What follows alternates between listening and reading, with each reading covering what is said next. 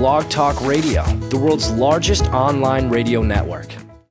Welcome, guys, to another episode of Fit Physique Radio, show number 50. Wow, man, 50 shows.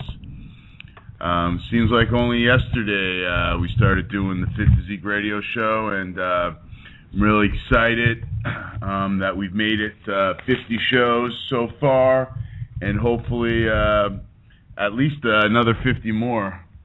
Holding it back in the back tonight is, like always, Sarah Soubliere and Reggie, the Relaxation Cat. So, once again, it's a great evening, Monday night, August 27th, just after post-tropical storm Isaac rolled through. I don't know if it's a hurricane now or what's going on, but it hit Ormond Beach a little bit, and not much action, just a little bit of rain, and just wind and stuff, and some waves. So it's been a pretty good day overall. We're very blessed. We never lost power. Tonight's show, I'm really looking forward. We're gonna have Randy Tyner joining us tonight. Finally, Randy's a bodybuilder. He lost his arm. He's also sponsored by Gasberry products, and Randy's going to be coming on talking about his bodybuilding career, what he's been up to lately. Canadian IFBB Pro 212 competitor Lou Joseph will be calling in and talking about what he's got going on way up there in Canada, and we're going to see what Big Lou's been up to. And then also calling in tonight, she's prepping for the North Americans. Christine Smithers will be joining us. She's competing in the women's physique class. So she'll be calling in the last half hour of the show. So I'm looking forward to a great show. And I'd like to give a big shout out to my sponsors. Feel the surge. Advanced Genetics. Access granted. Committed to formulating innovative and high-quality nutraceuticals. Their products do not hide behind proprietary blend or chase the newest fad. We design them using perfect combination of science and real-world experience. All of our products are manufactured in a quality-controlled GMP facility utilizing only the highest potency pharmaceutical-grade raw materials. Check out the new products from Advanced Genetics Thrive, Alpha, and F10. Go to advancedgenetics.ca and get the genetic advantage today.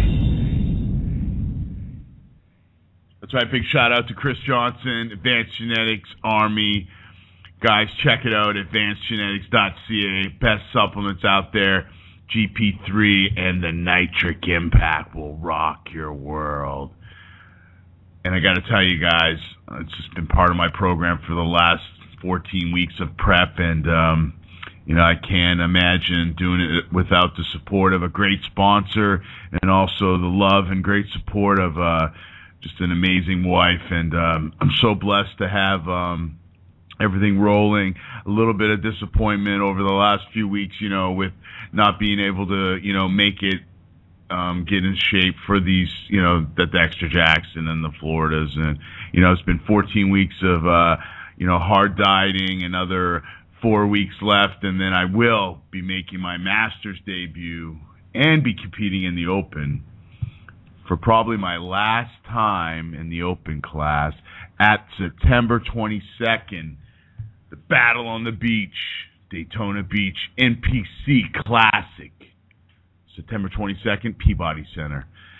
And I competed at that show last year, lost to the overall winner, and it was just a great experience, and it was just a pleasure. Mike Matassa puts on a great show, and just an honor to be able to compete and bring my best package to date. I'm so excited. I do believe that I should be in the best shape of my life come September 22nd. Right now I'm floating around 230-ish, 228, fluctuating. I feel like I'm in the best condition at this point of the show prep that I've ever been into and the biggest I've been into. So I'm really happy with that. I know I got to kick it in high gear as usual. So I gave myself a couple, probably like 10 days of, eating some carbs. So now I'm back on the keto, basically full tilt, and back on the double sessions of cardio and training. And really, I'm just going to put all the effort into, to being my best. And, what it's all about when you compete, is to be your best, compete against yourself, not other people, man. And once again, every week after a show, man, it's the same BS. People posting pictures. Why didn't I win? Why didn't I win? Tell me who should have won, blah, blah, blah. Of course, you're posting pictures on your Facebook, and if it's your Facebook friends. So, of course, what are they going to tell you? They're going to tell you that you should have won. But the bottom line is, guess what? It's a judgmental sport. It's an opinionated sport. So if you don't win because someone beats you that might be better and you can't handle that, then I suggest that you pick up a different sport. Bodybuilding and figure, fitness, bikini, whatever, it's not for you. Because on Sundays, nothing sucks worse than hearing crickets from people that were bragging about themselves leading up to a show, and then all of a sudden, you don't hear anything from them but, I got ripped off, I didn't do this, blah, blah, blah, politics, yada, yada, yada. Listen, it's bodybuilding, guys. It's a judgmental sport, and that's what we're in, man. And you know what? It takes it away from the classiness of sports, being a good sportsmanship, and you know what I mean? Don't take it away from the person that beat you. I've been in over 21 shows, and I've dealt with politics, competing against presidents and vice presidents of federations and stuff. And, I felt that sometimes I didn't get a fair shake, but you know what? That's bodybuilding. It's judgmental. Time and time again, I hear people that, do a level 3 show and then they talk about getting their pro card. And, it's just really a pipe dream. And even if you get your pro card, where's that going to go? It doesn't, people that think they get the pro card and that people are going to come out and just, run out of, everywhere to sponsor you. Like, people, trust me, it's a pipe dream. You have to have a backup plan. I wish everybody the best of luck with everything they do, as far as competing and stuff. But the bottom line is you have to stay humble. And, I just ran into that situation with a client this week. She's getting ready for nationals. And I had to tell her, nationals aren't for you right now. You don't have the size, the shape. And at 11 weeks out from nationals, you don't have the conditioning and the muscle mass. So this person told me that, well, thanks for helping me. I'm going to get a new coach, which, I respect that decision. But people, you win a show, which you have 2 or 3 people in a low caliber, even if it's a level 5 show, and you win, look at who you're beating. People got to understand it's like a whole different level when you go to nationals. And I guarantee this girl I'm talking about, come November, won't even make top 10. Won't even make top 10. And no offense to her, but it's just the way it is. I'm a realist. I know my physique. I'm glad I missed the Floridas, even though I didn't think the Masters over 40 guys were, top notch, but they were great. And the open guys, unbelievable. Light heavyweight class, the heavyweight, the supers, the middleweights, man, all those class winners this year at the Floridas, great, great, great competitors, man. Hats off to those guys. I know level 4 is where I'm at, and that's where, I'm going to progress and then take a few years and, maybe go to the Nationals Masters scene when I'm ready. But, one thing I'm not going to tell you is if I happen to have win a level 4, you're not going to hear it come from my lips the next weekend that I'm training for my pro card. You know what? because it doesn't happen. And when people go to nationals, they really get a wake-up call. And like Pete Flancher was saying last week, people really, really, just really miss the whole shit, man. They miss it. They miss what bodybuilding's about. It's about fun. It's about competing. It's about being better than what you were before. It's about, having fun. And, no, the process isn't fun. And everybody wants to win. And everybody suffers, man. Shelby Starnes said it the best, do whatever the overall winner would do. And in that aspect of things, if you get beat by a better bodybuilder that day, or a better fitness, physique, figure girl, bikini, whatever, go back to the drawing board, take your lumps, work harder, and come back and bring a better package. There's no sense of bragging yourself up and talking, how many friends will, because trust me, Facebook, it's nice to have you're posting your pictures. I post pictures every day. People are very, very complimentary. But I know at the end of the day, when I get on stage with a really, really good competitor, it doesn't matter what my Facebook friends say. It doesn't matter what my buddies at the gym say. It matters what the judges say. And if someone's better than you at that show, then so be it, man. Go back, train, and work hard. Because if you're just going to complain about the placings and cry about politics, then bodybuilding's not for you, man. And you hear it time and time again, even at the pro level. And, it just takes away from the wins, just like last weekend, at the Canadian Nationals. There's no way, in my opinion, that the guy that won the super heavyweight should have won. But it's bodybuilding, and of course it's political. But once again, you got a guy like Ron Parlow, 7-time runner-up, 7-time. And you don't really hear this guy, talking crap about getting ripped off, and, he carries himself like a champion, and he'll be, competing at the North Americans, this year in the over 35 and in the Super Open. So, hats off to Ron for just, putting his nose to the grindstone and continue on just working and working and working hard, man. That's the key. And, it's just amazing. People can just, stick to their game plan and continue on without having to toot their horn. And, I guess that's the bottom line. I've been in this bodybuilding game for, 20 years, and, I just wish people had more, were more humble about their achievements. And, that just, it gives people a better perspective on bodybuilding and a little more respect, So prep's going good. As you can tell, I got a little rant going off, a little more aggressive tonight. Take away the carbs after a couple days, and brain starts to fry, and the mood gets a little bit bad. But so what's been going on this week, man? That whole Lance Armstrong bullshit, and I say that with the utmost respect, but the USADA seems to want to be stripping Lance Armstrong of his medals and his 7 Tour de France victories. I mean, the United States and this anti-doping agency, man, really, really has, made it to a point where, Lance Armstrong has never failed a drug test. And, enough's enough, man. And, like he said, it comes to a point in a man's life where you got to say enough's enough. And this is just taking a toll on his family, his work, and all the work in his foundation.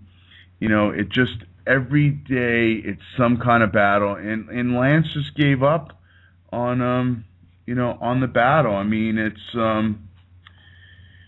just not fair that they can put you in such a situation, that a guy that has 7 titles, a bronze medal at the 2000 Olympics, all these titles and money he won from 1998 and on, they're trying to take all that away from him. And, you know, it's just crazy how the government just gets involved in this and trying to tarnish a great athlete's, you know, his whole reputation, trying to ruin it, man. You know, so what? You know what? Lance passed the drug test that he had to pass. Guys failed, and they fail. You know what? This is sports. If you're one of those people out there that are sitting there listening to the show right now and going, I didn't know Lance Armstrong took, you know, any kind of in sports enhancement drugs, or really, why would he have to do that? He's such a good cycler. Because he wants to be the best, and the best athletes do whatever it takes to be the best. And that's just the way it is, man. It's a sad, sad truth, but you know, that's the way it works in sports, man. Guys just want to be at their best, and they're going to you know, they're going to be at they're going to do whatever it takes, man. I mean, if you know, they did a stat on you know, kids that if they you know, could win a gold medal or be the best in their sport, and after it took a drug to get there, and 5 years later they would die. You know, a high percentage of these kids said they would do this. You know, so, you know, I just gotta, you know, you just gotta put things in perspective. I mean, as you get older, you know, now myself being 40, I realize, you know, yeah, back when I was 20, you know, live a wild life and, you know, make mistakes or whatever. But, you know, you got to realize there's more to life than just, you know,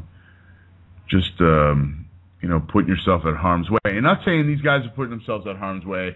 Most of the abusers of sports enhancements aren't even the winners. It's the guys chasing after the Lance Armstrongs. And, you know, but don't be gullible. The best of the best are cheating, and it's not really even cheating because everybody's doing it. It's really a level playing field, but people in the media, they want to, you know, spend billions of dollars to find out if Roger Clemens took steroids or Barry Bonds is on steroids. You know, quite obviously, by just, you know, looking at Barry Bonds and seeing, you know, how his physique has evolved, his helmet size have grown. I mean, it's just quite obviously he's taking some kind of supplementation that's not legal in the eyes of the IOC or, you know, Major League Baseball, what have you. So, you know, my opinion on that is, you know, I wish there wasn't drugs involved in sports, but there is. And you take it away and make it harder for the Americans to compete. And meanwhile, the drug testing over, you know, in other parts of the country are a joke. I mean, and, you know, I could rant and rave about that for the whole show on how, you know, some of these guys, you know, like the #1 sprinter in the world, how he gets drug tested and how that whole process goes. You know, Victor Conte really broke it down, you know, and, you know, told everybody basically how they pass these drug tests and, you know, how they fail certain times of the year, but, you know, peak clean for the world championships. And it's just a game, man. And it's a game. And here you have guys here that, you know, never have failed a drug test, but, you know, you're going to take away all this guy's accomplishments. And I mean, Lance, God, I mean, he's just done it all. And I'm not a cycling fan, you know, and I'm not really even a huge Lance Armstrong fan. You know, I like, you know, what he's done for cancer research and how he's made a comeback. But, you know, I'm just not a big fan. But, you know, when it comes to, you know, these people and, you know, these politicians are the heads of this, you know, this doping agency. I don't know, you know, what they're thinking. You know, just it's sad that they would put a person in this predicament, and you know, it just seems like they have this system deliberately designed to just, you know, for so many insurmountable hurdles, you know, in the way for these athletes to defend themselves, And, evidence over the years have emerged by the World Anti-Doping Agency, the WANA. And they have analyzed, all his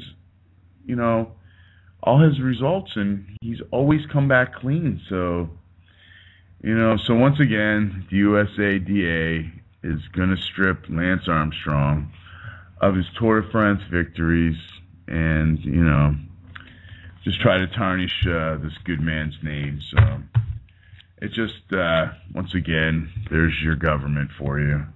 Let's find out how much drugs Barry Bonds on, but let all the people starve and let all the homeless people, die on our street corners. But worry about spending $50 million on if Roger Clemens and Barry Bonds took steroids. It just makes absolutely no sense to me. It's absurd. Anyway, also in the news, we got 5 weeks out to the Olympia. Looking like Jay Cutler is out for sure. Victor Martinez announced that he's been out, but now it's wishy-washy. You're hearing, is he going to compete? Is he not going to compete? So, Victor supposedly told MD he's not doing the Olympia. Something about the New York Pro, maybe the Arnold next year. I think that's a smart move for both guys. I think this year with the top 6, honestly, the way I see it, the way Phil's been guest posing and looking, the pictures, and, all Phil has to do is beat Phil, and I think Phil is going to beat Phil. And, I'm really looking forward to seeing the Olympia this year. It's really, really going to be exciting. You got 5 weeks, and I love this time, especially when you're dieting for a show like, the Daytona's a week before the Olympia. Then, the next show I have, the Southeastern USA's, which is on the Olympia. But it's really just neat to, see these guys, competing at the same time you are. So you follow, and, it's motivating. It's on a different level, mind you. You're looking at pictures of yourself, and then you see pictures of, like, Kai Green, Phil Heath. It's like, you're like, wow, man, am I actually even working out? So, but got a couple shows in September leading up to the Olympia, and we got we have the IFBB St. Louis Pro, which is going to be on September 15th. And then we have the IFBB Pro Show. It's the Gold Cup, September 7th and 8th. And it's called the Valtini Gold Cup. And that's going to be in Sarasota, Florida, man. And really looking forward to that show. I know it's going to be a big one. It's nice to see another IFBB Pro show here in Florida. Really looking forward to seeing that contest, especially in the your neck of the woods. It's always nice to see pro bodybuilding in South Florida. So we're going to be right back with another message from one of our other sponsors, X-Pain, and Tony Freeman, just rolling around, getting ready for the Olympia, the Spain show, and the Masters Olympia. So hats off to Big Tony Freeman. Everyone has that pain that nags you in the ass all the time. You're just a lazy little keeping you from getting on with your day. Time to knock it out with X-Pain. What? That's right, X-Pain by Tony Freeman. X-Pain is a revolutionary new way to relieve workout pain fast. You'll never get rid of me. Spray it on, rub it in, and get back to work. It doesn't get hot. It doesn't get cold. It's not oily. It's 100% natural. Just spray where it hurts, and in minutes, you'll be pain-free. Visit xpainspray.com and knock out the pain now. son of a bitch. I got to tell you, X-Pain spray, man, it's been a godsend. My shoulders they haven't felt better in years. No muscle soreness. I got to tell you, it's just a remarkable product. I recommend it to anybody that's dealing with a muscle soreness, nagging, something that's through working out. It's not going to cure a big injury or anything, but it's good for arthritis. It's good for that muscle soreness, and if you're putting Icy Hot on it, switch to X-Pain, and you will never ever use anything again. Check out the website www.xpainspray.com. So, in other news with bodybuilding this week, we have Ronnie, Mr. Coleman, signing with MD, and that's a big news. Steve's hooked up Ronnie, so we'll have to see what's going to go on with Ronnie Coleman. Will we see Ronnie Coleman back on stage again?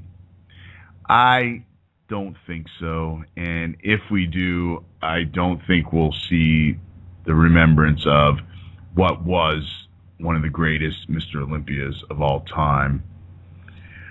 Also, we had in the IFBB action, IFBB Pro, it was the Muscle Heat 212 class.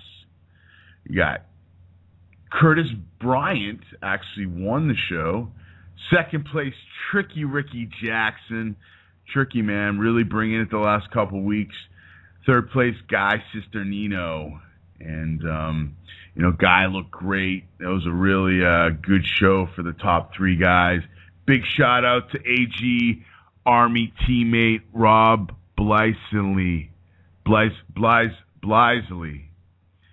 He placed sixth, and I do believe he beat the fifth place guy the week before, but Rob looked really good, hard, has a chiseled physique, also works with Coach Palumbo, which I'm working with, and Rob really brings a great conditioning, and it was just great to see one of my teammates do really well, and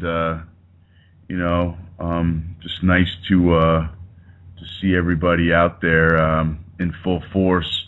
So I think there's another 212 class at the Sarasota show, and I do believe that's it as far as qualifying for the Olympia. So I know that Sarasota show is going to be really stacked with a lot of great competitors. So in Florida, we had the Lakeland City Championships this weekend, and smaller show. They give out a really nice trophy. They gave out a sword. It's a great warm up, and the overall winner, he looked great. Usually these guys float over to the Daytona Beach, so looking forward to all the competitors popping over to the Daytona Beach Classic, which is going to be on September 22nd at the Peabody Center. You can check out Facebook/Daytona Beach Classic or www.DaytonaBeachClassic.com for all the information. It's a great show. It's on the beach. What better time you could spend on a Saturday night going to a bodybuilding show on Daytona Beach, and then just having a relaxing evening on the beach, and it's just going to be awesome. And upcoming shows in Florida, we've got on the Saturday, Royal Palm Classic NPC Championships. This is a level 4A show, and it's going to be in Cape Coral. And if you guys want any information, you can call Calvin Choi area code 239-947-7327. And speaking of calling, we got the chat line open. If you guys, anybody out there listening, we're going to have a new segment here. You guys want to call in, talk bodybuilding, training, whatever, you can call me at 347-308-8954. That's 347-308-8954. Call me. We'll talk shop.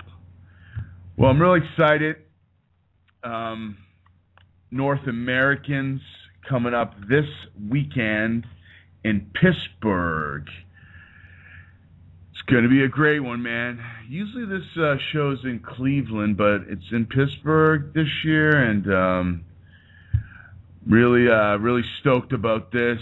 The show's going to be really jacked since the North Americans really added the Masters class. You know, you got some really great competitors showing up at the Open and the Masters class. You know, some of the top guys that I've been watching, you know, and who knows who's going to be jumping in the show. You know, you can always, there's always a dark horse, but for the majority of the big players out there, the supers look like a pretty stacked class. You got, you know, Nick Triagli. He's the favorite, I think, going into the show. You know, placed second at the USA's. Stephen Frazier ended up winning that show, so Stephen's off into the IFBB. So it opens things up for Nick. You got Dan Decker also looking at his best. He's actually doing the over 35 and the supers. Max Charles, if he can hit it, you got him in the mix. Also, Canadian, as I mentioned earlier, second place at the Canadian Nationals. In my opinion, no offense to Antonio, but if you check out the video I posted on my Facebook, you can clearly see Ron wins. He's much bigger, harder. And like I said earlier, man, you know, it's bodybuilding, so it's judgmental. So quite obviously, the judges didn't feel the same way. So it's easy for us to sit back and go, hey, he looked good here, blah, blah, blah. And this is a video you can check out on my Facebook, Craig Soubliere, you know, Facebook. I'll post it to our Fit Physique like page. You guys can check it out. And, you know, you can see quite obviously Ron is the furthest to the left. And, you know, you can see he quite won, you know, but he didn't, you know. And, you know, that makes him 7th time runner-up. 7th time he came second place. Almost close to get a pro card. Won his weight class in the 2007 Canadian Nationals as a super and didn't get his pro card because that year it's like they don't give pro cards out for every class they give. I forget how it works exactly at the Canadas, but you win your class and then the overall winner gets a pro card and then they give another pro card, I think, to who they thought, you know, either came second or in their opinion, you know. So big Ron, man. I wish him the best of luck. I've been following him, you know, being a Canadian bodybuilder. You know, Ron was one of those guys that I used to look up to and watch when I started, you know, competing in my career. And, you know, Big Ron's been at it for a while. He's just one of those really, really great Canadian bodybuilders. I call him the Keith Williams of Canadian bodybuilding, man. And, you know, we wish him the best of luck.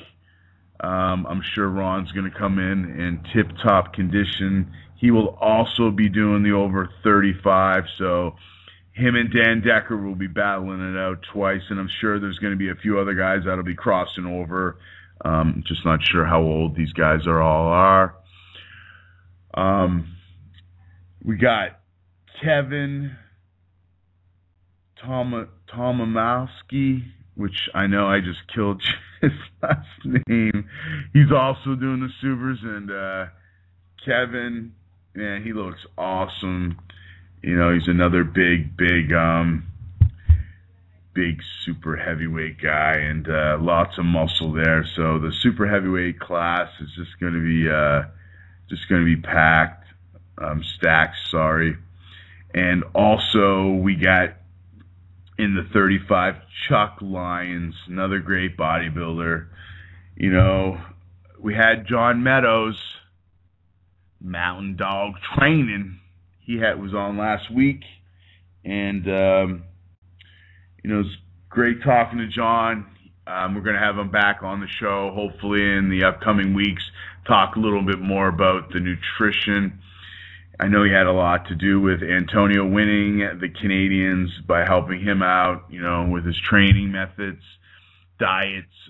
He's got some really great philosophies. Just watched a video of John in a non-traditional back workout, man. This guy is just off the chain.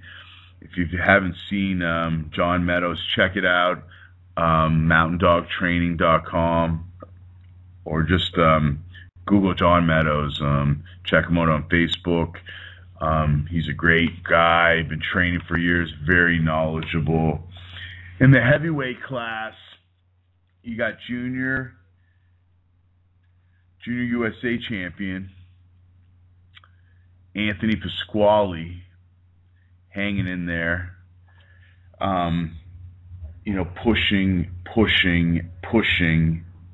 Dave convinced him to stay on his diet another few weeks, and you know, Anthony's got a really good shot at you know, winning his pro card, taking the heavyweight class. You know, I know Robert Ewells will be there. Robert placed third at the USA's behind Anthony. It was pretty tough. So, you know, you got some really good heavyweight competitors. I'm thinking those two guys are, you know, in the top. I'm not sure if Rafael Germalo trains down in South Florida. Seen him win the Southern States a few years back, and you know, Rafael, he reminds me of Kevin Laroni. He's from Venezuela. He's been training down here in Miami. He got a great physique, and he's been hitting the national scene.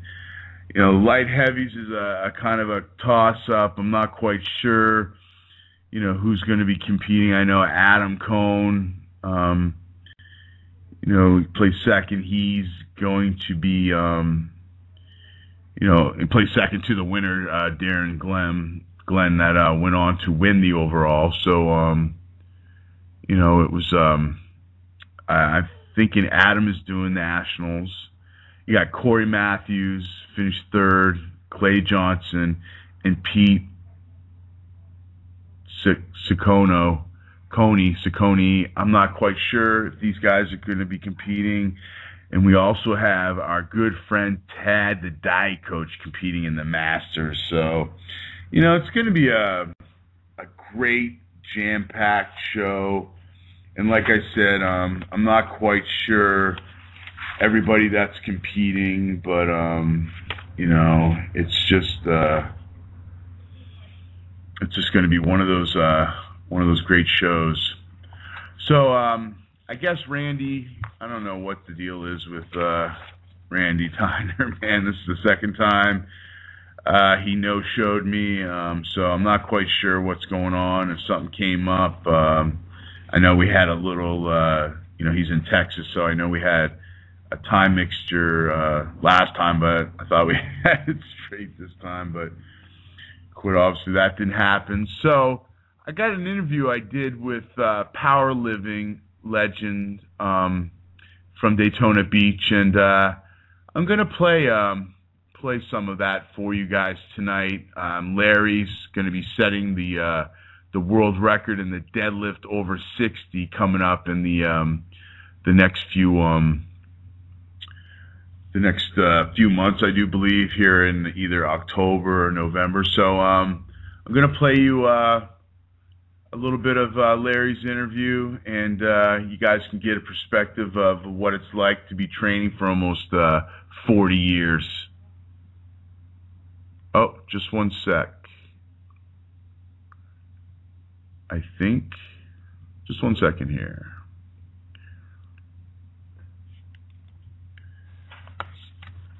Welcome to Fit Physique Radio. How you doing tonight? Hey, man, how's it going? Good. Who's calling? Hey, my name is Lamar. I just found your radio show. I'm a fixed listener to Blog Talk Radio, and I'm actually a fitness fanatic myself. Big fan of Ronnie Coleman, big inspiration in my life. I want to ask you, though, being Ronnie Coleman, he's a 7-time Olympic champion and everything. My question is, do you feel that the black man has the best physique in the world? Do you think the black man has a superior body to the white man? Because I think that we are the best weightlifters, we're the best bodybuilders, and we're the best everything. I think the white man is too weak to understand how the black man works. So what's your question exactly? You kind of broke up there. So you're asking me if I think a black guy's physique is better than a white guy's physique? Is that what you're saying? Basically, what I'm asking, Cracker, is that do you feel that the black man has a better, superior body type than the white man? Well, first of all, I really don't like to be called Cracker. So that call right there, you really, there is no need for that. So once again, without even getting into that whole subject of racism and black physiques and white physiques, anyway, that call there, I think, was smoking a little bit of crack, and I think he dialed the wrong number looking for the dope man. So sorry about that, guys. Like I was saying, I'm going to play this interview of Larry Russell, powerlifting legend, and you just check out what Larry's got to say. This is Craig Soubliere. We're in Daytona Beach, Florida at Total Nutrition Gym, taking Fit Physique on the street. Just ran into powerlifting world record holder and bodybuilder, former bodybuilder, Larry Russell. How you doing today, Larry? I'm doing good, Craig. Thanks. So, Larry, man, you just got finished up training, and so what do you got going on as far as powerlifting? I know we've talked in the past, and you're no longer bodybuilding, and you're just focusing on the deadlift. So tell our listeners out there what you have going on as far as competitions and what you've been doing as far as training. Okay, well, I moved up a weight class from the 181-pound class to the 198, which is much easier for me. I think I told you before, the 181-pound class was a spin-off from my former bodybuilding competitions, which finished up about a year and a half ago. So the 198 class is a better fit for me. It's what I competed at back in the 70s pretty efficiently. And I can eat well and train well at that weight. So it's a transition. And right now I'm probably 8 weeks into a deadlift competition in Orlando with some goals with about 8 weeks to go. So it's about a 16-week cycle. And today, being a Tuesday, is I guess what I call a prehab day, which is a coined word, I think, to mean prehabilitation. In other words, we're trying to prevent injury. So when we deadlift, which is my Saturday, and when we compete in the deadlift, the entire body is in jeopardy of injury, and I mean from calf up to trapezius. So on Tuesday I do my bodybuilding movements, high reps, mediocre weight. I'm not trying to make a record. I'm just trying to condition the pecs, the forearms, the quads, the hamstrings, everything that's involved in a deadlift that people don't realize. Because it's a master exercise just like the squat. So when we go for a big single in a contest or in training, we're testing the muscular tensile strength, the ligament tensile strength, and the tendon tensile strength. So it's good to prepare by doing the bodybuilding movements. So I'm doing that on Tuesday, then I'll rest for 3 days and hit it hard on Saturday for the deadlift. And then rest 3 days and swing around. So I'm actually on a 2-day, twice a week, which is new for me. Usually I'm a 3-day, 4-day, or 5-day, but I need the recovery time.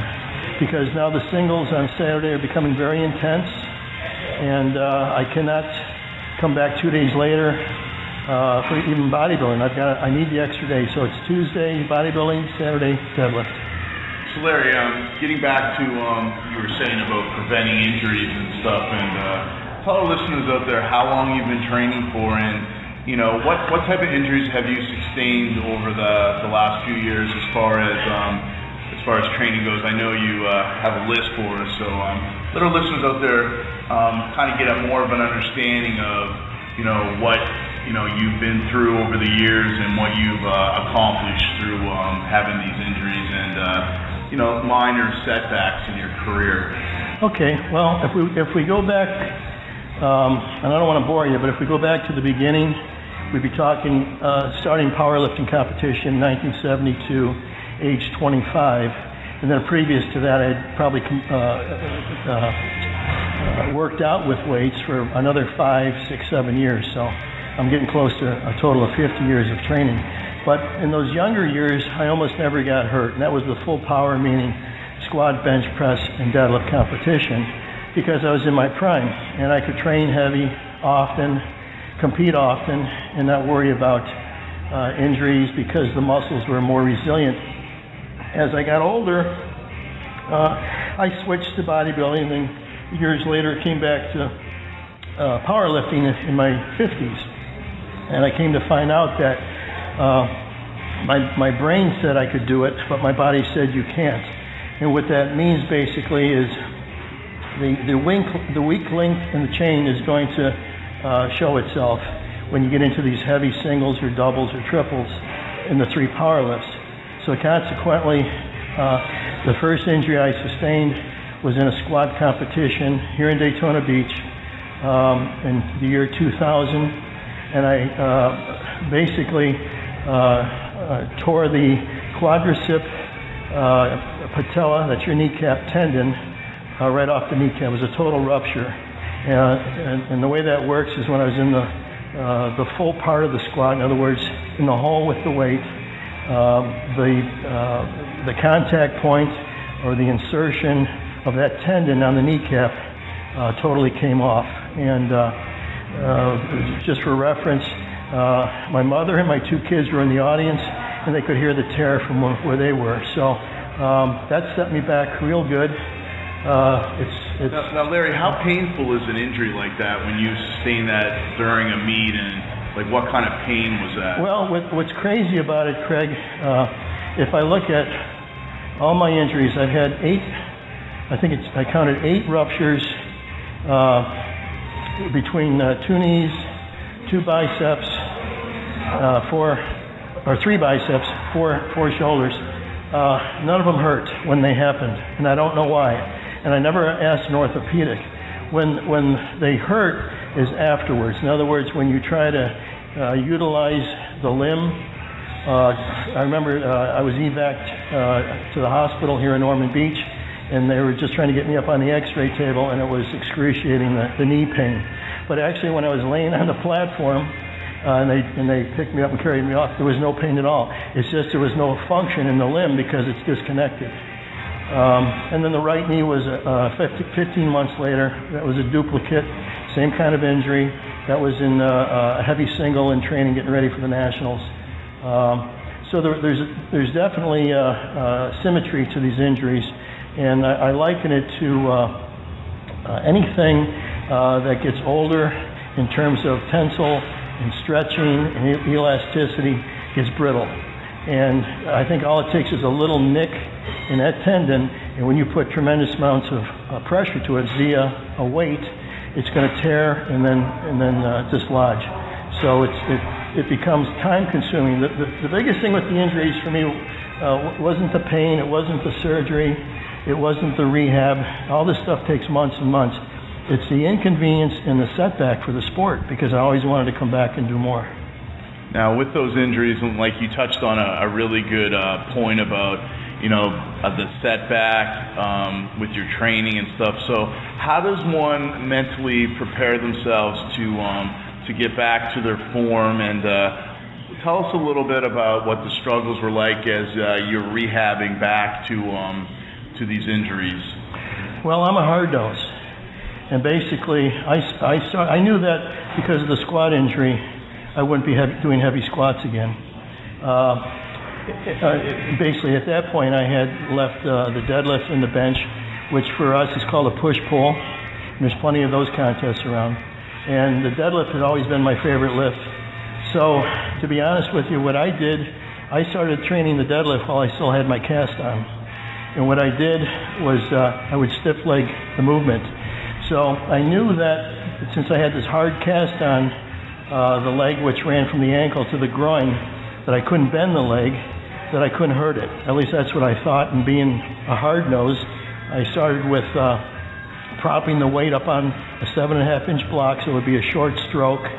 My stroke's about 21 inches, so I was pulling the weight about 14 inches from the top of the blocks to finish. And so that was easy. And I worked up to probably 500 pounds with that cast on. And then over time, what I started to do then, I feel like I'm pretty creative and anal. So what I started doing, I said to myself, okay, 500's okay, let's not push our luck, but let's start dropping the height of the blocks now. So I'm still with the cast on. The cast stayed on for 2 months. And what I would do is I went from a 7.5-inch block to a 5-inch block, eventually to a 2.5-inch block. I kept cutting it in half, and then eventually to the floor. This is over a period of, say, 4 weeks. So eventually I pulled 510 off the floor, stiff-legged with the full cast on. That's when I knew I was making progress. So at that point, I knew that I had rehab still left, and so the cast comes off, and I don't tell the rehab people that I'm going to what I'm doing. They wouldn't approve of it. And what I would do at the hospital, Halifax Hospital, I would sneak into their Nautilus room, and I do leg presses before I start the rehab. And my goal over the 8 weeks was to leg press the entire stack of 400 pounds, which they never knew I was doing that. So I can't help myself, you know. And I think it pretty much is planned out. I don't want to get hurt again, and I think it helps me. But I challenge myself. I get mad. I get aggressive. And I don't let these injuries detract from my short-term, mid-term, and long-term goals. Man, that's just an amazing story, and I'm sure the ladies, if they would have known that at the rehab center, they would have been a little bit upset with you. And I'm sure your wife has a little bit of dealings with your mindset with the training. Now, how does she like all this training and you know, as you are, you know, now you're prepping again to set another world record? How supportive is your wife in your endeavors? Well, I think that she gives me equal treatment. In other words, anything in life that she wants to do, I support, and I get it back. And I think that's the way it's supposed to be in a marriage. She knows there's always a risk, and she knows that I know. Obviously, she doesn't want to see me get hurt, just like I don't want to see myself get hurt. But I can't pass up these opportunities. Life is pretty quick, and right now my challenge is to do almost as well as when I was a young man, and maybe better. So she's in my corner. I call her the food Nazi in the house because she doesn't let me get over 200 pounds, and she's my conscience, I guess. I guess that's a good thing because I like to eat. Yeah. So we got a rule: if it's in the house, you can eat it, but you don't see too many bad foods in my house. So. Now, being a powerlifter now, and you know, totally focusing on breaking world records with the deadlifts and stuff, tell us a little bit about how your diet is now compared to what it was like during your bodybuilding days.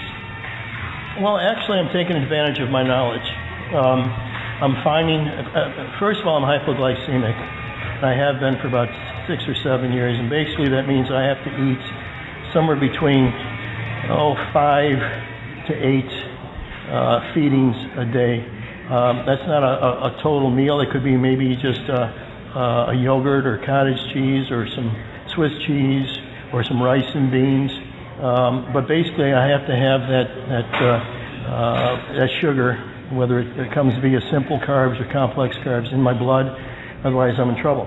But the bodybuilding, to answer your question, Craig, the bodybuilding because I studied nutrition for years and years, and then experienced it via bodybuilding, weight control.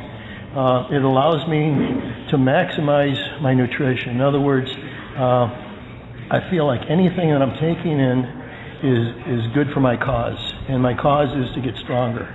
So basically, I have to make a weight class. 198 1/4 is the limit, and I have to come in as strong as I can. So the idea is most foods that I consume are going to help that cause, and it means that I'm not going to gorge myself, get on the scale the next day and say, oh boy, I'm weighing a 205, now I got to lose weight. I don't like to be in that position. So the knowledge of good nutrition from bodybuilding is taken me further than I think most lifters have that opportunity. Yeah, most definitely, and I think with your sport, as far as power sports go, over the years, in generation to generation, and I know you've been training for like over 50 years now, that you've probably seen a lot of changes as far as nutrition. You see these guys that are in the power sports that are actually in better shape now, not so heavy and fat, and I think a lot of times now people realize, like you said, about nutrition and recovery and what makes you stronger. So I know like a lot of people are putting foods that are more important into their bodies to help achieve those goals. Now let's go back a little bit, like you were saying about the injury that you had with the squats, the knees. Now, how long did it take you to totally recover from that as far as getting back into your training? And I know you stopped squatting after that, but how did that affect your deadlifting training and getting back into the gym? Well, I believe in the cliche of turning a liability into an asset. And in this particular case, the liability were both my knees. They were both torn up and then repaired surgically, and probably had jeopardy of it happening again. I don't know, but I didn't want to take the chance. So what it meant was to explore deadlift only without squatting, because I still wanted to do some squats and box squats, but then I realized that the squats do play a negative role on the lower back. So when I threw the squats out altogether, I found that my progress with the deadlift was more pure. In other words, I didn't have to anticipate recovery from squats on my lower back. I just had to look at my deadlift recovery from the deadlift itself. Well, guys, if you want to hear the rest of Larry's interview, I'll have the entirety of Larry Russell's interview on later this week on a special edition of Fit Physique Radio. We're going to be right back with our first guest of the night. Welcome back to the show, guys. I'd like to welcome our first guest, all the way from the Great White North, IFBB Pro Lou Joseph. What's happening, Lou? How you doing tonight? Hey, Craig. Hey, how's it going? It's a pleasure to be here. Good, man. It's a pleasure to have you on the show tonight. And Lou, man, I got to ask you, how's life been treating you? Everything's been pretty good. Everything's pretty mellow. Nothing too crazy right now. So right now I'm pretty much working, family life, and training off season, and everything's great. Now, speaking of training, how is your training going right now? Right now, well, I took some time off last year, the last 3 months of 2011, just to give my body a rest, my joints a rest, and I came down in weight a little bit, got down to about 230. Seems that's the weight I'm kind of at, where I'm taking a rest off the gym and diet and so forth. And I felt that was great. Like I think my body needed that. So this year just started. Well, actually, I just basically started probably a few months ago, getting back into a little serious. At the beginning of this year, I was kind of in and out. I have had a few other things I had to take care of in my life, so I just put on the back burner for a bit. But the last few months, it's been going pretty good, getting a little bit stronger in the gym. Weight has gone up to around 260 to 265 right now, and I think that's kind of the limit right now of what my body can hold. If I get any bigger than that, I think I'll be holding on to too much body fat. So just trying to stay at this weight and just get a little bit tighter as the year goes on. And I'm looking forward to competing in the 212s next year. So I need a little bit added size because I'm 5'6", and a lot of the guys in that class, they're shorter than me. So I kind of need to be at the top end of that class. And that's pretty much the strategy so far right now. But yeah, I'm enjoying it and training smart and trying to keep myself injury-free as possible. Now, Lou, when you're getting down to the 212 weight class, coming down from 260, 265, is it a big battle for you as far as dropping 50 pounds for a show, or is your body just one of those bodies that really reacts really good to once the diet, the cardio, everything gets kicked in high gear?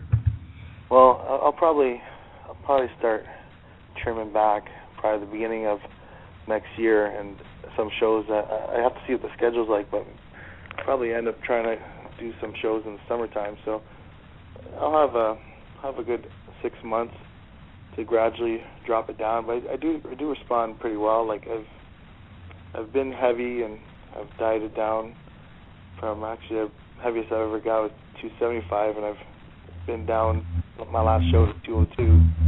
So I can drop it. It's just like this time I'll probably do it much more gradually over, like I said, 6 months, and try to hold on to the muscle. And I think I had a hard time holding on to muscle and dropping weight for the last, actually all the pro shows so far that I've ever done.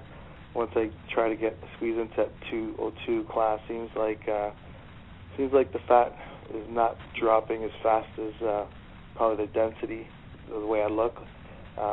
Maybe at 220 looks a lot better density-wise than I do at 205 or 202, and the fat hasn't changed too much. So I'm still trying to learn what my body can do, and I think I just have to bring it out slowly and try to just keep pushing it.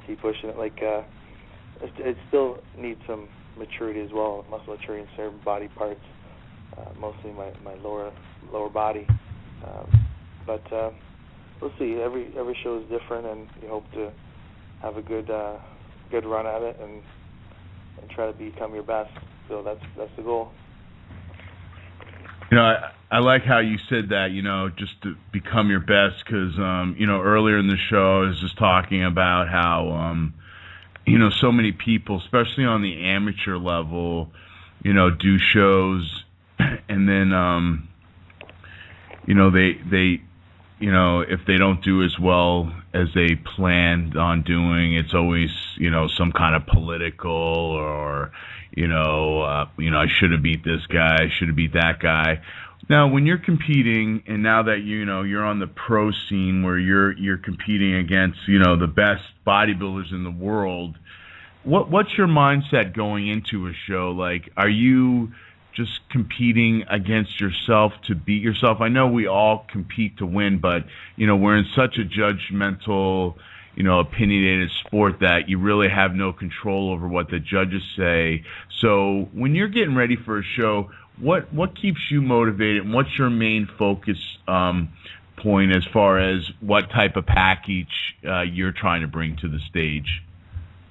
Well, the way I look at bodybuilding, when it first came about, it was actually more of a beauty contest, right? So guys get in shape, and it evolved from there.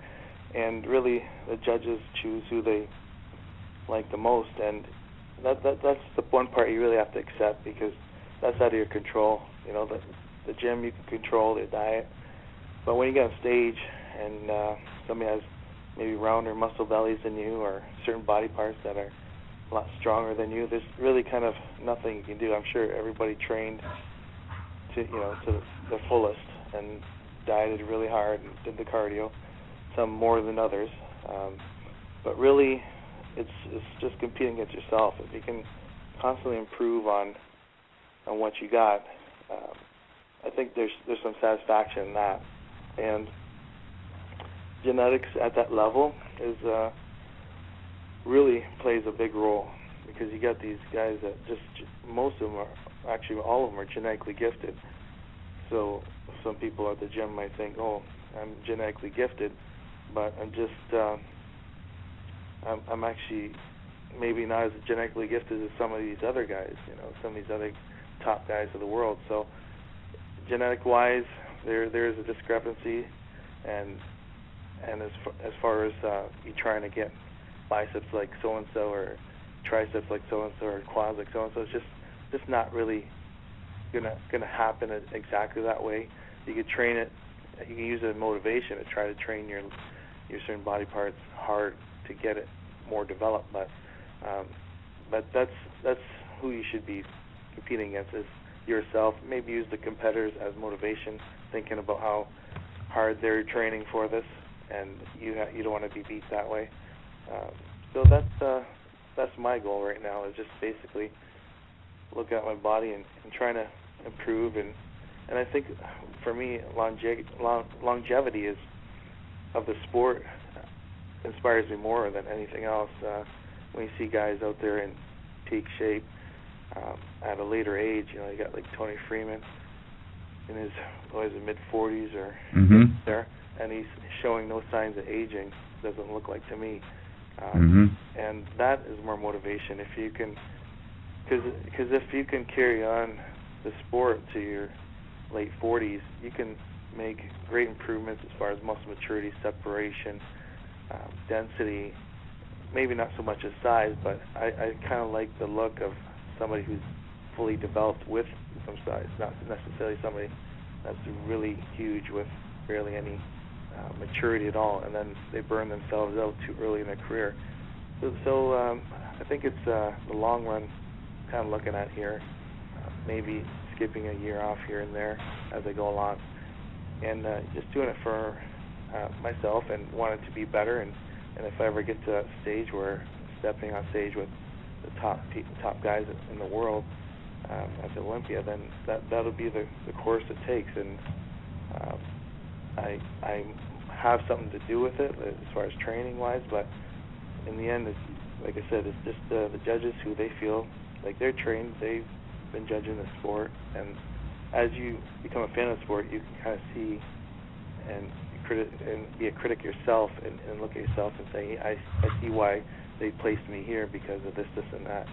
So the politics, like if you're getting really upset with the politics, I think this is not really sport for you. Like maybe you should just do it for yourself and maybe take some photo shoots or whatever, or get into something competitive where they actually, where you actually like something like a sport, like golf or basketball, whatever it is, where you make the goal or you get the hole in one, and there's no debating that.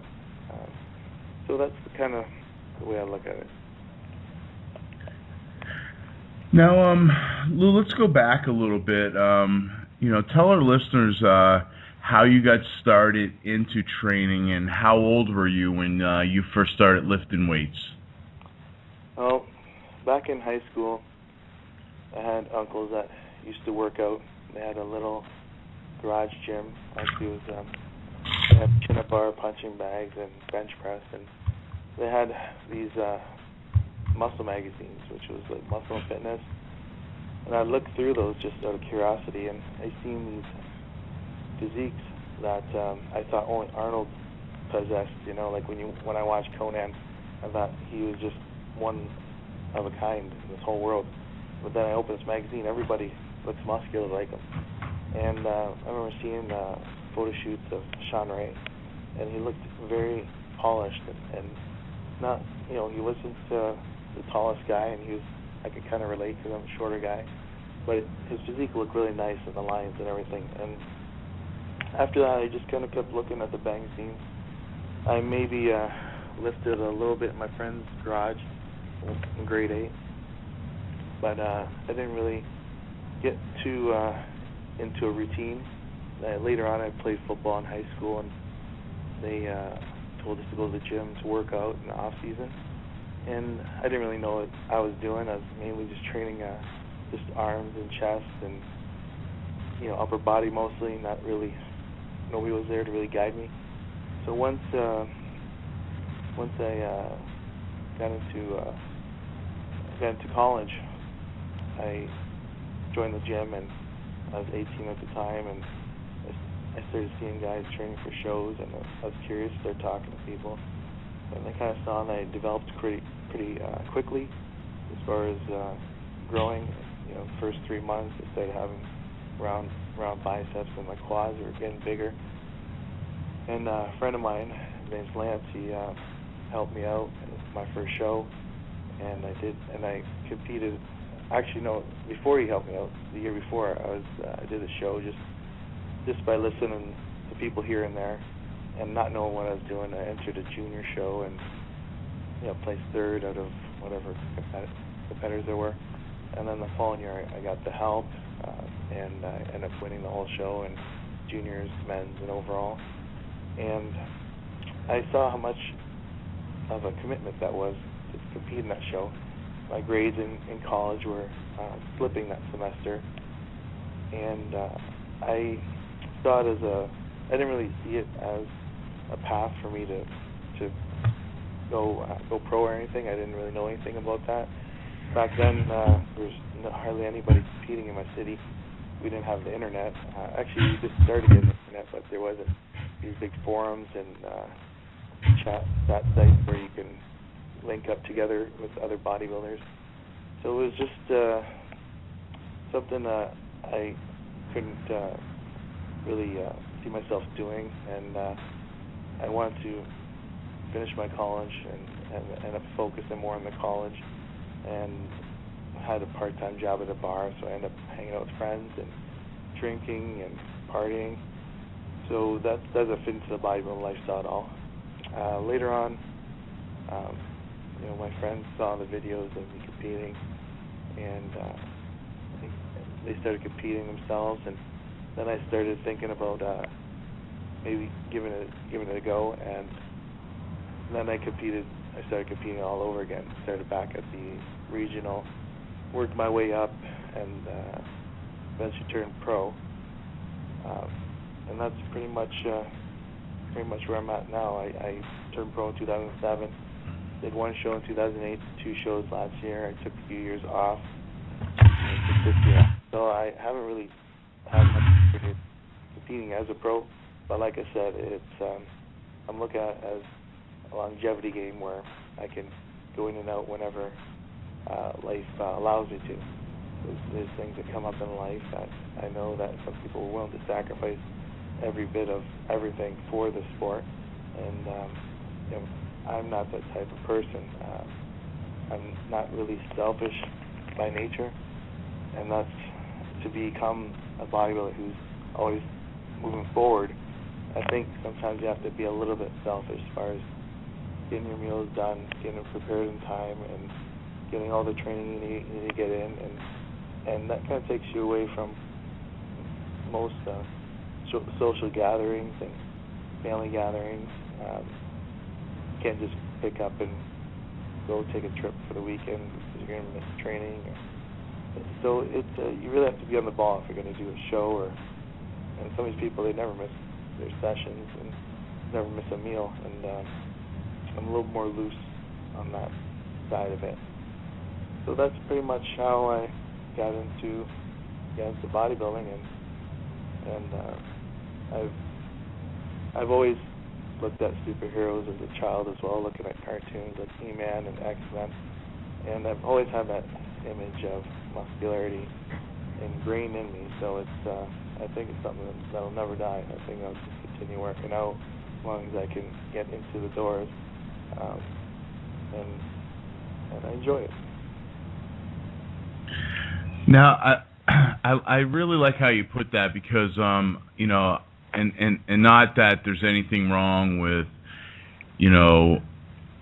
strategy, being pretty particular how you're going to balance out shows. And I think a lot of times bodybuilders, like you said, the guys will, never miss a meal, always be competing. But, when you have more responsibilities, like you have, having a family, having a business outside of bodybuilding, it seems like you have a good balance on both of those. And like a lot of people that are listening to the show that are just fans of bodybuilding or, gym rats, training and stuff, they really don't know what goes into to the sacrifice of a bodybuilding show. And I think that's really a really good trait that you have, that you're not selfish. And now, Lou, how would you go about planning out a show, like with your business and family? How do you go about setting aside the time and planning that out, as far as the time of year? Because I know you were saying next year you kind of would like to do a show maybe in the summertime. So does that work better for you, that part of the year? Yeah, right now I'm just trying to look at a strategy for myself. I think like I've done New York twice, and it is a really strong show. So I'm not sure if I should be doing a strong show like that yet. So maybe in the summertime there's usually shows that are more for my caliber type, experience-wise and development-wise. I think I need to do a few smaller shows and work my way up. And also, I just pretty much, when I'm getting ready to get in that mode, I tell everybody, this is what I'm doing here, and nobody get offended if I don't come out for a few months here, and so they're prepared for what I'm willing to do. As far as work-wise, I can pretty much work. I'm pretty flexible. As long as I have my phone with me, I can attend to clients. The only thing I wouldn't be able to do is show homes if I'm, say, in another city. But really, it's a flexible job I have, so I can, if I'm scheduled to work out at, say, 5, but somebody wants to view some homes or there's a listing, I can just move my training to the morning. There's always going to be one spot where I don't have anything to do but train, so I can just move my appointments around like that. I'm at home a lot of times on my computer working, so I'm able to make meals, whatever, in the meantime. And that's about it. I'd like to maybe next year do a couple of shows back to back. So my investment of spending the money to prepare for a show goes into 2 shows versus just one. So I'm kind of looking at something that is a few weeks apart. And that's pretty much what my approach would be. Just basically putting everybody on notice, and hopefully when I get down to a month out, people give me a little space and room, because that's when you get really tired and really irritable. That's the part I don't like about dieting. I don't like being really irritable, but that's what happens when you're basically starving. Sometimes you end up being so hungry you you barely sleep, and I would just stay up, maybe reading books or whatever. And I'm naturally a pretty calm person, laid back, so that side of me people are used to seeing. If I get a little bit snappy on somebody from time to time, but every time I diet, I try to just relax a little bit more. And if I diet down slowly, it ends up helping that out as well. So that's how I'd really prepare going about a show.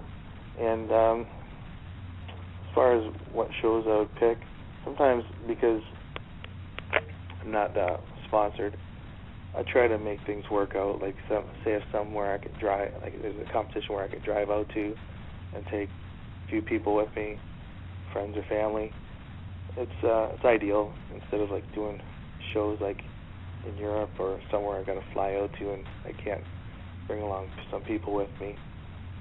So there's a lot of things that I look at, but and also the financial aspect. You got to look at what's going on that year. You know, you got to put in a new roof. You got to upgrade this part of your house, or you got to purchase a new car, and there's a big investment as far as competing. And when you do the show, you don't get anything back unless you win. And the 212s, they don't get paid as much as the open classes.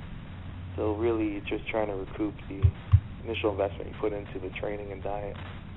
So I factor everything together and make my decision based on that. Now, would you say the hardest part of the bodybuilding that you don't like the most is the last month or so, like you were saying, when you're, you know, really tired and depleted? Yeah, that's really the toughest part, because you're trying to hold on to your muscle and not get too flat. At the same time, you want to try to get as hard as you can, and you become a lot more tired than usual. But at the same time, you're tired. It's like you can't even sleep. So I don't know. It might happen different for different people, but for me, that's how I feel. And the moodiness, of course, and the strength as far as you go into the gym and you're lifting. You're not lifting as heavy as you can. Maybe for me, my strength would sometimes even drop by 50%, which I don't know too many people that happens to. But for some reason, whenever I get to a certain point, my diet, my strength just bottoms right out, and I try to stack on the weights and push it, but there's like no blood flow and I'm not feeling it. So I end up going lighter and trying to go for more of the feel. So it's a little tougher time. But everybody goes through it, so it's not only me that's going through that. But obviously, it's nicer when you're in the process of getting leaner, like 12 weeks out to 8 weeks out, and your strength is up and you're looking good and lines are in. But yeah, the last week, and then of course dehydrating yourself. There's been a few shows where I dehydrated myself and your mouth is really, really dry, and you start feeling sweaty, and you're just really uncomfortable. So dropping water, not being able to take any water. And I think the last show I stopped water. I think it was Thursday morning or Wednesday night, and so I had no water Thursday or Friday or Saturday. So that was pretty rough, but yeah, the last few weeks is the toughest. But that's what makes a champion. So.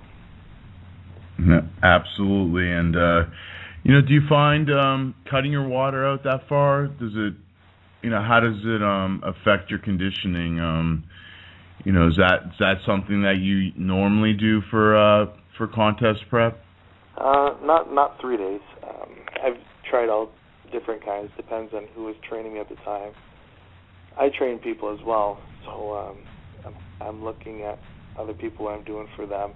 Sometimes I'll have people drink water all the way up to the night before, and they're full and they're hard and they look great.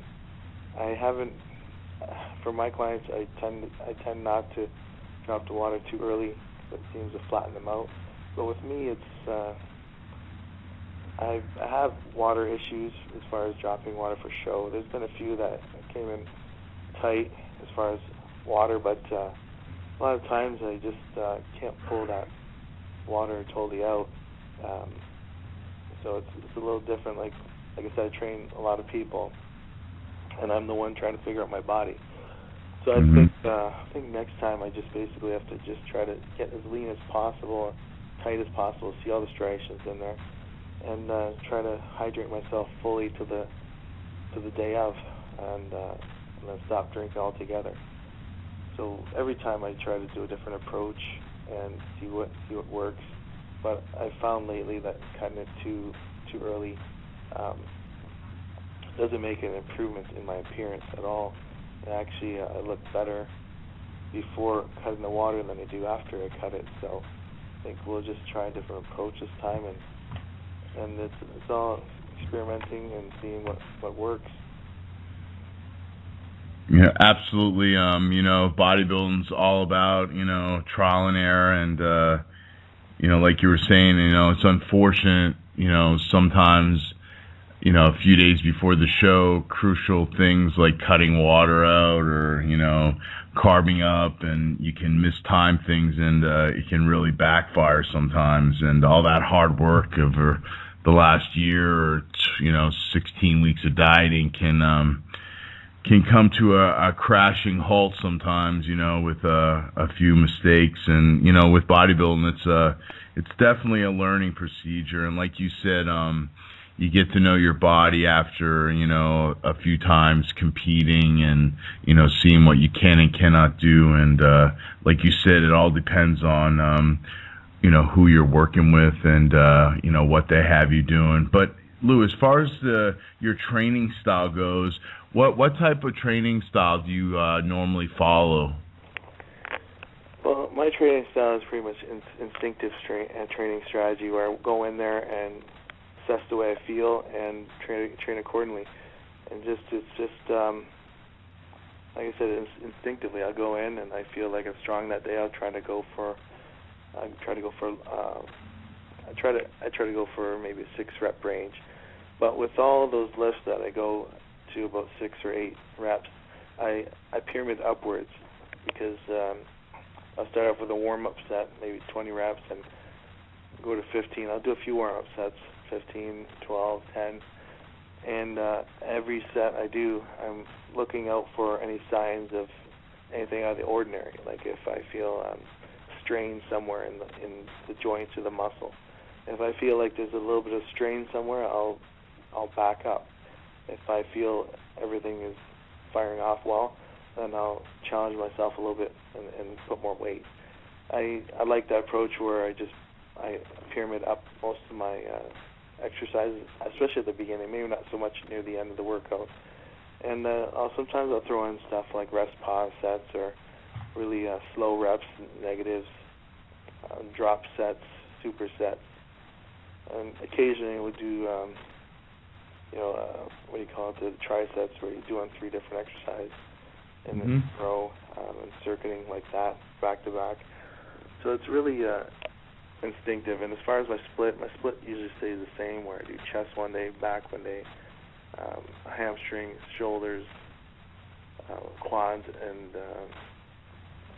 and arms. So that's the split I usually keep all the time.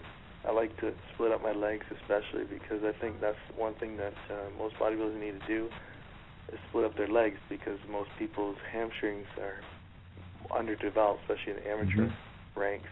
So I like to give my hamstring its own workout. And I find that split works well for me, so I'm kind of just sticking with it. And as far as what exercise I pick, I kind of look at the muscle and think to myself where I need the improvements, and I'll focus more on those areas. So upper chest. Last year I focused a little bit more on decline and bring up lower chest for the side poses. Now it's more on the incline.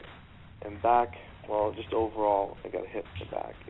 It's I think I need a little bit more width, but as far as frame is concerned, it can't really get that much wider. So I'm focusing a little bit more on thickness. So a lot of rows, T-bar rows, deadlift. And then for the other body parts, hamstrings, basically just get them more separated and thicker. Quads, I already got really big teardrops, so I'm looking at getting more upper thighs. Instead of working the teardrops as much, more upper thighs and side sweep. So I kind of look at each muscle group and see where I need to improve, and I'll use exercises that will focus on those areas. But like I said, instinctive. So maybe I'll go in, I'll do 20 sets, and then one day I'll do 12 sets for that body part, or one day I'll do even more sets, 25. and I mix it up, all different rep ranges. I think it's good to mix it up because it hits its muscle a little bit differently, and also preventing injuries. Like if you're doing a few heavy sets, maybe throw some lighter sets in there, and that's pretty much my strategy as far as and that's pretty much what I do for people when I train them as well, is look at their weak spots and try to make a program for their weak spots. And I find that when you get rid once you get more leaner the person is, I'll start backing off on the volume a bit, because I feel like more volume, like if somebody's ready for the show, it's 5 or 4 weeks out, I start reducing the volume just so that they can get a stimulation but not deplete themselves too much. Because if you're doing all these supersets and drop sets, unless you are genetically superior, or if you're, I don't know what other things you're doing, but most people then would flatten out a bit. And that's why it seems like when people get ready for shows, the first thing that flattens out is the body part that comes in the leanest first. So that's why you kind of have to, like, say for instance, if somebody's arms, they come in lean first, or chest, or whatever the case is, near the end of the preparation for the show, I'll back off the volume on those body parts. Whereas maybe somebody has really thick legs, but I can just keep hammering it with drop sets and whatever. But I try to look at making, so it's always you're trying to make the call and trying to accommodate for what you're looking like and what the body parts are responding to. So that's basically it. Now, Lou, as far as your diet goes, a lot of guys that compete, they put a 16 to 20 week effort into their diet, eating every 2 to 3 hours, 6, 7, 8 meals a day, and then off season comes, and a lot of guys sometimes get out of that regiment. Now, for yourself in the off season, are you still on that regimen of eating every 3 hours, getting your protein in, trying to get your clean food in? How's your diet as far as off season to pre-contest change? Well, pre-contest, I'll focus more on getting those 6 meals in and trying to time them properly. Whereas off season right now I'm probably getting 4 or 5 meals in a day, and I don't know. I kind of play around with that because I tend to gain weight easy. So if I eat too much, I'm feeling that maybe I'll gain too much body fat. So I kind of, and I'm right now in the situation I'm in my life right now, I can't accommodate for 6, 7, 8 meals a day, and I'm doing all the cooking myself, preparation work. I don't have anybody doing it for me, so I have to make do with time I have, and so for right now it's basically 4 or 5, and I'm trying to go with a little bit more protein and fat during the day. And before my training, I'll have a whey protein with some simple carbs, and after my training, I'll have whey protein with simple carbs, and then I try to make the rest of the day mainly protein and fibrous vegetable carbs, or protein and some fat. Like first meal in the morning, I'll have some egg whites with some whole eggs mixed together, and it gives me the energy, and obviously my weight is staying up, so I don't really need to shove back massive amounts of food. My issue right now is just getting myself to peak shape during contest time. Off season, I can easily put on weight, but so I'm not too worried about eating meals every 2 hours right now. Like I said, I have other priorities I'm taking care of right now. But during contest prep, obviously I have to get the meals down pat and eat at a certain time. So So as far as the off season, you try to keep your diet, like the food's pretty clean. You know, are you a big junk food eater, or what? How does that work for you? Well, it seems like this summer, a lot of people want to invite me out here and there. So I'll maybe have a junk food meal, like let's say pizza. Maybe every 2 or 3 days I'll have one meal that's like that. And I just kind of assess myself in the mirror. And as long as I can see my abs and lines in the legs, then I feel like I'm not getting too overboard on that. But generally, like I've grown up working in a variety store, my parents' variety store, and I grew up eating junk food. Obviously, it's not healthy for you, but like I said, in the summertime, people like to eat junk food. You know, like if you want to be part of the human race here, like you go to, you know, like bodybuilding, you're a separate race. Absolutely. Everybody's you know, trying to watch their sodium and, you know, what kind of rice they're eating and whatnot. You know, now it's switched to quinoa. You know, so it's like being in a separate world. And the normal people out there, it's just you know, bread, carbs. So it's like whenever you go to your parents' house or family or friend's house, it's that's what you eat. But I try to keep those meals with people, with you know, groups of people. But I won't sit at home. I don't have ice cream in my fridge. I don't have junk food stored in my house at all. Because if it was there, I probably would eat it. So I don't have any chips. I don't drink pop. I don't have any ice cream. I don't have any, you know, Hungry Man dinners, you know, sticks, whatever you want to call it.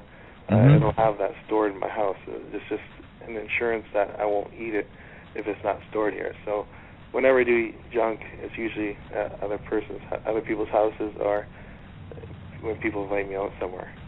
But like I said, I just kind of look at my body and see if I'm getting too far away, and then if so, then start adding cardio back in and trying to tighten up when I'm eating. Yeah. You know, I couldn't agree with you more, Lou. When you have your cheat meals at bodybuilding in the off season, it's nice to be able to go out and, you know, like you said, you know, be a part of the human race, because when you're dieting and prepping for shows, man, it's you know, it's really hard to go to social events. And I'm like you, man. It's nice to be able to, you know, to go to eat or go to friends' houses and, you know, have different foods. And, you know, that's one thing about myself as well. Is if I'm going to have a cheat meal, I'm going to go out and eat out. And if I'm going to go eat, you know, chicken breast, and like, you know, now like I'm dieting, I'm just going to eat at home, because, you know, I don't want to go out and, you know, have a dinner of, you know, dry chicken breast. I can have that at home, but definitely in the off. Triple the price too at a restaurant for dry chicken breast. Yeah, and then it really makes you the life of the party. All your friends really want to come hang out with you when you're dieting. So, you know, that's why there's so many bodybuilding friends, like groups of friends out there that hang out together and eat chicken together, and, you know, Crystal Light or whatever. Yeah, I'm just not that person, man. I like to really be the only one doing that. And as far as you know, hanging out with other bodybuilders, it just seems to be, you know, such a, like, you know, a different sport than any other sport. It's really, you know, hard to you know, like you said, to live that normal life. And you know, before I let you go, Lou, I got to ask you, what has been the greatest moment of your bodybuilding career so far, since you've been competing now? Well, I think it'd have to be when I won the Ontario Championships, and, well, there's 3 shows. When I was 19 and won the overall Windsor Cup, that was great, because I was very young, and you know, at the time I had like a title, Mr. Windsor, and everybody knew me as that. Then in 2005, when I won the Ontarios, I had a disappointing showing, like my last show, and then I came back and won provincials. And then, of course, turning professional, my second time doing the Canadians, which sometimes I feel like I got through too easy, because there's some guys are doing this every single year. Mm-hmm. A number of years to turn. Mm-hmm. So they're still doing it. They have more patience than I do. They're still doing it, still loving it, and even though they haven't turned pro yet, they still have a love for sport. And I don't know if I would have lasted that long. I guess it was my 4th or 5th try. I don't know. Maybe I would be a different person. Maybe I'd keep going on and trying to push for it. But I think I was privileged, honored to become professional, especially doing the show my second time. The first time I did that show, the Canadians, I ended up placing 14th out of 15 guys in the light heavyweight division. So going from that to a couple years later to first in heavies and pro card, I think it was a big jump, and that was a good moment for me as far as bodybuilding wise. And a few of the photo shoots I've done for magazines and getting some covers, I think that's nice because you can take it with you and maybe show it to your grandchildren or children later on in life, and you have something to look at as far as what you've done. The photo shoots, I think, are very important because you're giving back to the sport as far as with photos with you in the magazines, and it gives you a snapshot of who you were at that particular time in life. Whereas if you never took pictures, professional pictures, and you have nothing maybe to remember yourself by. And those were pretty much the moments then. So I got a few of them. Awesome, man. And, like you said, you got to give hats off to guys like, Ron Parlow, which competing, 7-time runner-up. And, the year you won in 2007, you got the pro card, and he didn't again. And it's just like, yeah, I was hoping that Ron would take a pro card this year. He always comes in great shape. So, he still enjoys the sport, and friends with Ron. So he's a great guy. He's a great ambassador for most definitely the amateur Canadian bodybuilding scene. Most definitely. And being a Canadian bodybuilder myself, I've followed Ron's career, and hopefully this weekend at the North Americans he can either pull something off in the super heavyweights in the open or the over 35. So best of luck to him. Best of luck to you, Lou. I just like to thank you for taking the time out to being on Fit Physique Radio. And, let our listeners out there, we got some supplement companies out there listening. We got a lot of fan base out there. Let the people know how they can get a hold of you for any kind of supplement sponsorship or anything to help you out in your quest in 2013 to get back on stage. Well, I'm on Facebook, so you can look me up under Lou Joseph. My email address is info@loujoseph.ca, and be glad to look at any kind of sponsors as far as getting me out there to compete and representing them and getting the word out about their company and their products. So anybody interested, they can get a hold of me.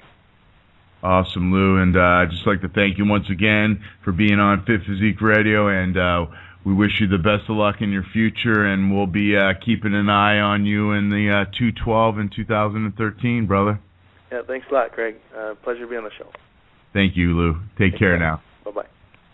Guys, that was IFBB Pro Canadian Bodybuilding Lou Joseph.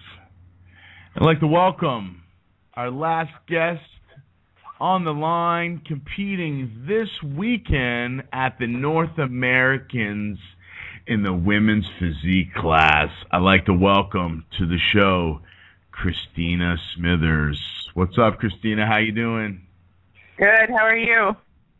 I'm doing all right. How are you doing? That's the question. A week out from a big tired. national. No, I'm feeling good. Good. How you feeling going into North Americans this week? I'm excited. This is only my second show. It's my first national competition, and So really, I'm going in it with just nothing to lose and just trying to have fun and enjoy it, the process, the journey. As my trainer, Walt told me, he said, a lot of people get focused on the outcome and they don't enjoy the journey, and this is just going to be a good experience regardless of what happens. So I'm pretty excited. I'm ready. Absolutely, man. Walt, really hit the hammer on the head there, and it's really cool that you have that attitude, that you're there to have fun, and a lot of people, go to their first national show, saying they're going to get their pro card, and they don't have any clue what's going on, and like you said, it's all about having fun. It's all about making improvements, and tell us a little bit about what your first show was like. What contest did you just compete in? I just actually competed last weekend in it was my second show ever competing. My first show I did a figure competition in 2011, and then this year I actually transitioned to, after meeting Walt, or getting connected to Walt through another True Iron athlete, Jamar. He actually connected me to Walt and got me into physique. And actually, we only had about 5 weeks to prep going into Florida State, and so I placed in the top 5 and qualified now for national level competition. So everything's happened pretty quickly. But yes, that was my first competition, so this week can only be my second physique show. So how do you, how do you like the transformation from figure to physique? Well, growing up, I was an athlete. I played 4 sports in high school. I've been involved in sports ever since I was a little girl, and my dad actually had us with a broomstick as little kids, myself and my 2 older brothers, doing clean and jerk in this mat. So I've always been in the weight room. I've always been around lifting and sports.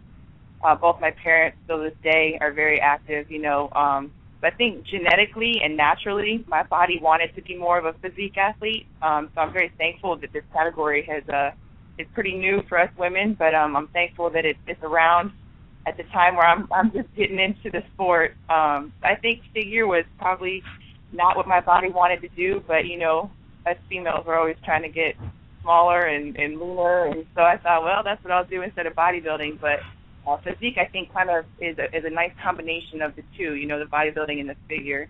And I think it's just more naturally what my body wants to be. So I'm feeling good. I feel very good. I think physique's probably more where I'm supposed to be anyway. So I'm excited to kind of see where this is going to take me. I couldn't agree with you more. With the women's physique coming in, it really has, kind of fell into, people like you. That class is just kind of made for that type of physique, and I'm really happy that this new class has been really successful, and it seems that they're getting a better grip on the look that they're kind of looking for, especially going into the North Americans. How do you feel, stepping on stage at a big show like this? You got yourself a great trainer, which makes all the difference in the world. Someone that's been there and knows the battlegrounds. How are you feeling?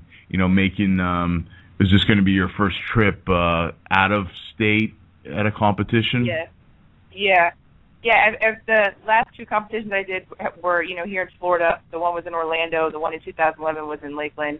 And it's my first time traveling. So, I got to be honest, I'm a little bit nervous about how my body's going to respond, to the travel itself. But I think when you're connected to someone who understands the proper diet and competition prep, and you have full trust in that person. Everybody's body is different. I know Lou mentioned that earlier this evening, and you have to it's a continuous process. Even after years of being involved, you still got to learn your body and how your body's going to be affected by different things such as traveling and those things. But when you're connected to someone like Walt, who is, I mean, he knows what he's doing, and there's a confidence and a trust that if he tells me to do something, you know, I'm going to do it, I'm going to listen, I'm going to follow suit, because he's very, very knowledgeable. And so I have that confidence and that trust in him, and that takes some of the pressure off of me, I think, and it makes me a little less nervous, because I feel like, you know what, I've done everything I can to prepare myself for this show. And as you mentioned, sometimes things happen right down to the very last day that you thought, well, man, that's 16 weeks of prep. It's just, you know, your body responds to something, you know, whether it's the carb load or it's the water deplete or whatever it is.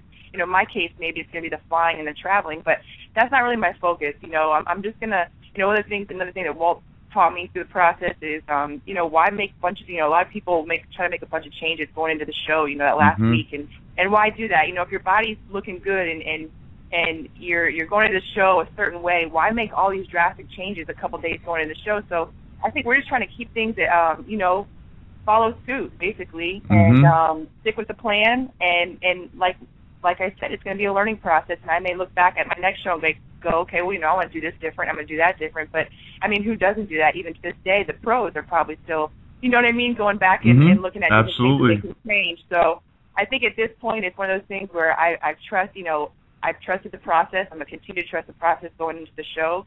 I'm going to soak it all in. I'm going to enjoy the experience. And don't get me wrong, I'm a competitor.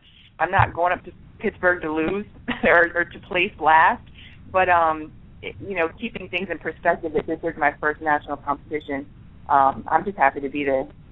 So, you know, you made a really good point there, Christine, by saying, you know, having a good coach and someone that's been there, and like you said, someone that, you know, you can trust with the process. And, you know, you really hit it on the head there. So many people, you know, try to make these changes, and, you know, I see it time and time again. It's like, you look good, and why would you want to, you know, throw you know, basically a wrench into the whole program and then, you know, screw everything up? But, you know, like you said, you know, I'm sure Walt's got you, you know, prepped as good as you can as far as flying, and, you know, those are things that you don't have control over. And like you said, you know, it's a learning experience, and what you're going to find in this sport, and trust me, being involved in this sport for over 20 years, you're going to do things different. This is just you know,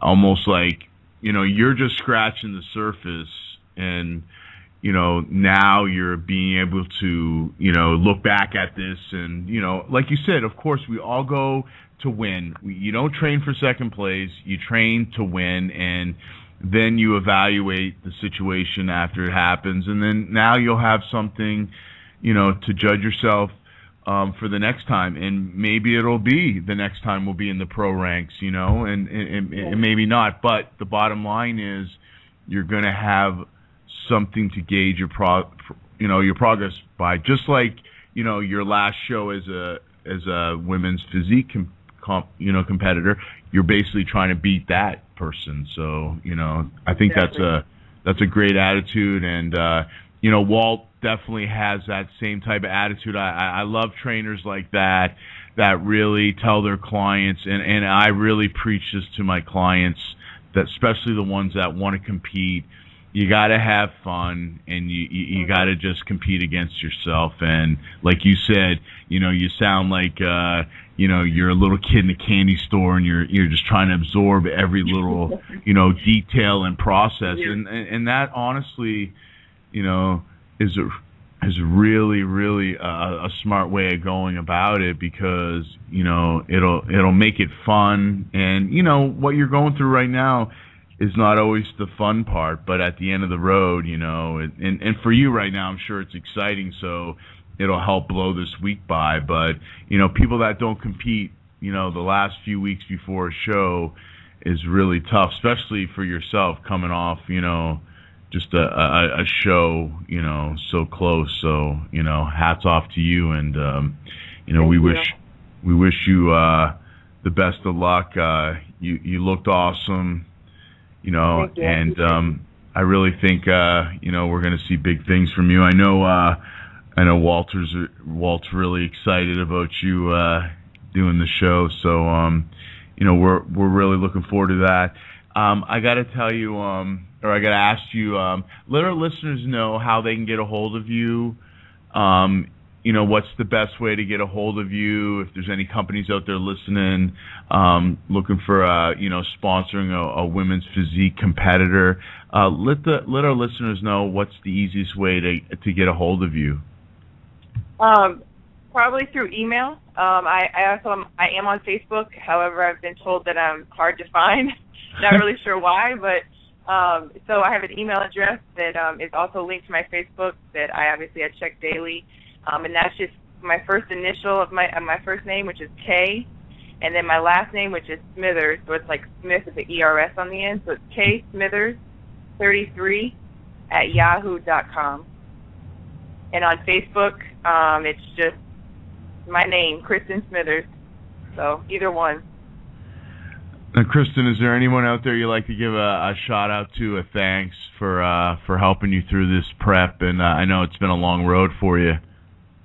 Yeah, actually, I got a little group of people that have really been there, and I couldn't have made it without them. And I know it sounds cliche, but being a competitor, that there's really a lot of truth to that. You have probably a handful of people that maybe not even that many. Maybe it's just a couple that without them, you couldn't make it. And you talk about the dieting and the mental aspect of it and the physical that goes into it, and just getting down to the very last couple days, it seemed like weeks, going into the show. So definitely the True Iron family, which is Walt and Aaliyah, his fiance, and DeMar. And then my family, my mom, she's listening right now.